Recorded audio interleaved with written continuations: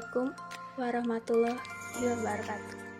Perkenalkan, nama saya Iin Jessica Duri dengan NIM 11 20 10 078 dari Universitas Pelita Bangsa. Pada kali ini akan menjelaskan mengenai manajemen model kerja. Model kerja adalah selisih antara aktiva lancar dengan hutang lancar. Dengan demikian, model kerja merupakan investasi dalam kas, surat-surat berharga, piutang, dan persediaan dikurangi hutang lancar yang digunakan untuk melindungi aktiva lancar. Tujuan manajemen model kerja yaitu untuk mengelola aktiva lancar dan hutang lancar agar terjamin jumlah networking kapital yang layak diterima. Sumber model kerja berasal dari 4 hal, yaitu hasil operasi perusahaan, keuntungan pendek, penjualan aktiva tidak lancar, dan penjualan saham atau obligasi. Pembagian model kerja. Model kerja dapat dibagi menurut konsep kuantitatif, kualitatif, dan konsep fungsional. Konsep kuantitatif menggambarkan keseluruhan dari aktiva lancar, di mana aktiva lancar ini sekali berputar dan dapat kembali ke bentuk semula dalam jangka waktu pendek. Konsep ini disebut modal kerja bruto, gross working capital.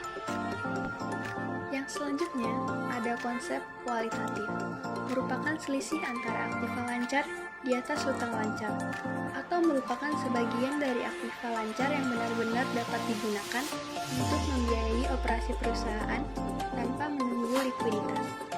Konsep ini disebut juga modal kerja neto atau net working capital. Yang terakhir, konsep fungsional menitik beratkan pada fungsi daripada dana dalam menghasilkan pendapatan dari usaha pokok perusahaan.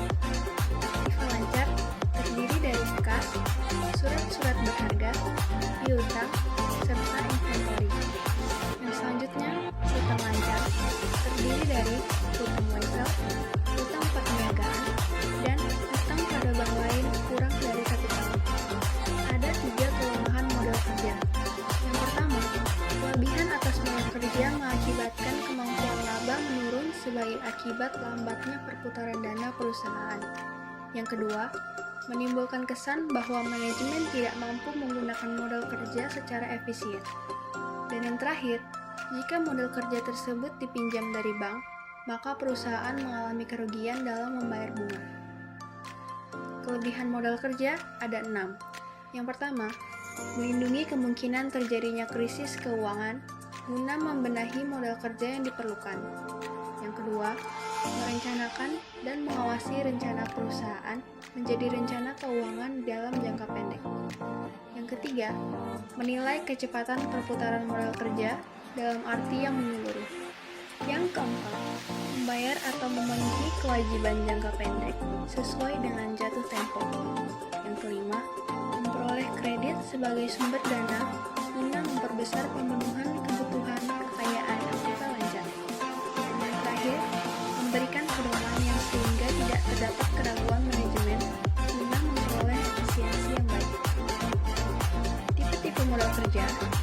Yang pertama, ada modal kerja permanen yang terdiri dari modal kerja primer dan modal kerja nominal. Yang kedua, ada modal kerja variabel yang terdiri dari modal kerja musiman, modal kerja siklis, dan modal kerja darurat. Yang ketiga, modal kerja dapat dibiayai oleh modal sendiri, hutang jangka pendek, serta hutang jangka panjang. Pemilihan sistem pembelanjaan berdasarkan pertimbangan laba dan resiko. Prinsip pembelanjaan ada 2, yaitu modal diperoleh sebagai pinjaman jangka pendek digunakan untuk membiayai modal kerja, dan modal diperoleh sebagai pinjaman jangka panjang digunakan untuk modal kerja dan investasi.